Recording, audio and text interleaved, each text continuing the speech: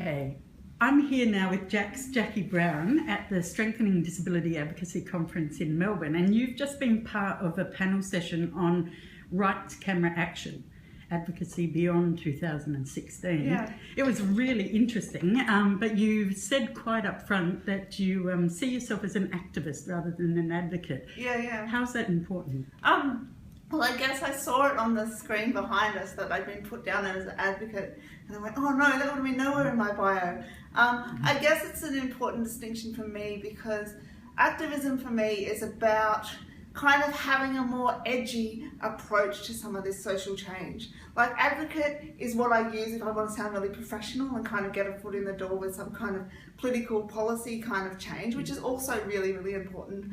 But for me, in terms of a lot of the speaking and workshops and that kind of grassroots work that I do, having an activist on the ground kind of approach is important. And it also harks back to the disability rights movement and people being active and getting out on the streets and banding together and advocating for change. So I do think there's a bit of a distinction in terms of advocacy can kind of be a bit more policy, but also a bit more kind of nicer. Like, you know, you're playing the game a bit. You're wanting to create change, but you're trying to fit in as much as you can to then create change from there, where activists come from the margins and kind of go hopefully create change into the centre from the margins. You talked too about how that that when people with disability are out there protesting in person, that it actually unsettles the community. Talk about that. Yeah. Well, I think the general population, those without disabilities, really don't expect us to be anywhere really, but they definitely don't expect us to be together out in public, on the streets, advocating for some kind of change. They don't expect us to be loud, they don't expect us to block trams, they don't expect us to really take action and try and create change through action. And I've never got arrested so far, but it is one of my life dreams, because I often wonder how the law would deal with a body like mine. Like, what would they actually do? And not that they wouldn't arrest me, but there would be moments in there where they would get uncomfortable and unsettled by someone with a disability actually doing something and actually taking a stand on an issue and not fitting into this kind of notion of people with disabilities are passive, people with disabilities are tragic, people with disabilities are kind of spending time at home or in some institution somewhere, or, you know, not out and about living full and rich lives. So yeah, I often think that there's power in numbers for everybody, but particularly for people with disability, there's power in numbers, and there's a change that is created just by being together in person. You said too, it's an expectation of you to be passive, and that people aren't used to you being angry and proud or proud. Yeah. I think the stereotype of the angry cripple is definitely pervasive, and people do expect you to be angry, but they expect you to be angry about having an impairment. They don't expect you to be angry about disability discrimination and about the need for changes in society. They don't expect you to have a politicized anger.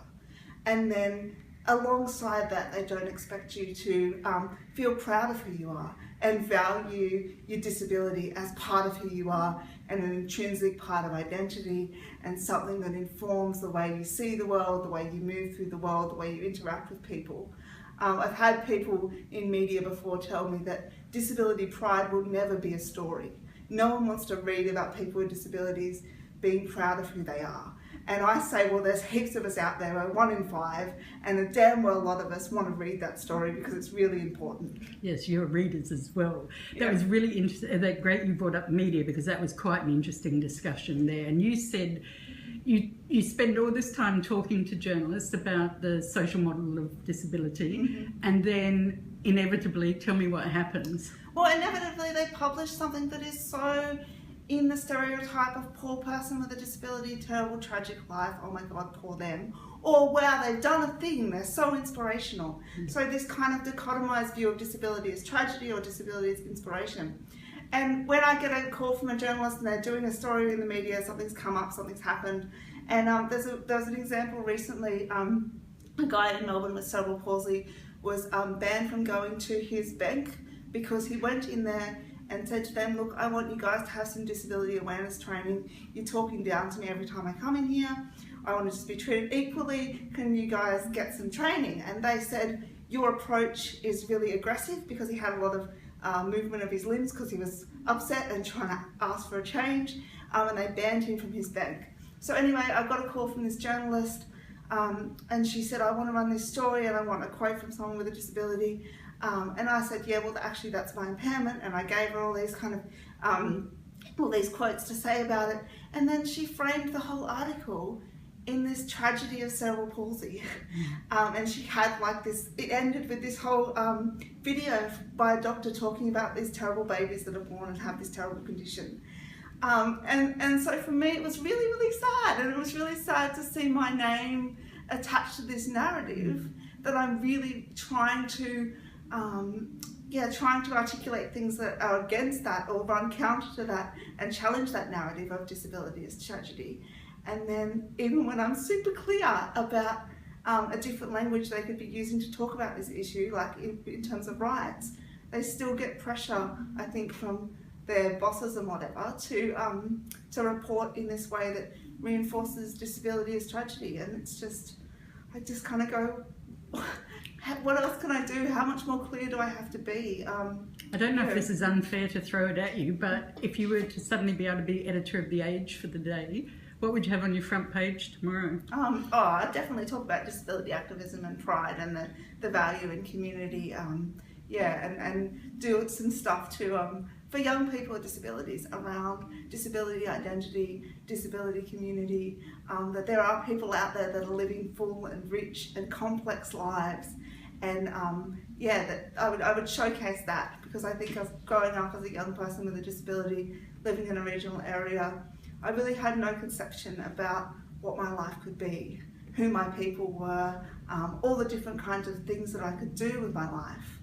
I had no conception about my disability being a positive thing at all, but I had no sense of all the kinds of various ways I could live my life and kind of other identities that I could have, as well as having a disability identity.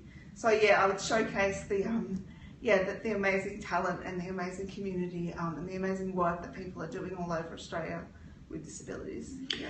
But the conversation also went into mainstream politics, not politics on the street, but and you said that I think that governments actually want disability rights to be seen as an individual issue. Mm-hmm. There was a conversation about the wider problems of a loss of systemic advocacy. Where did you see that conversation go, and what would you like to see? Yeah, I mean, I think there is a big push, particularly with the NDIS and the individual rollouts, which were highlighted on the panel, in terms of looking at the individual and looking at the individual's particular life and what they need. And while I think that's great, and we need to see individualised service that really does provide a person with a disability with the exact things that they need to live a full and rich and equal life to others, we also need to not lose sight of the bigger social barriers, the disability discrimination, the overarching stuff that disadvantages us as a minority group. And I think that governments still like to divide the minority population. They like us to kind of think that it's all our own individual problems. It doesn't relate to a bigger issue and a bigger need for social change. And so for me, I think one of the places that I've found community, power and a sense of pride is actually coming together with people with disabilities and actually together advocating for some of these big structural issues to be resolved, like public transport, housing, all those things, but also all the way disability is portrayed in the media, how we think about these big ideas, all that stuff as well. You were also part of this fantastic video at the beginning, showcasing rights. It was made by Sarah Barton. Mm-hmm. And LGBTI issues are also very important for you. Clearly, we've got some big politics around that at the moment, and next week.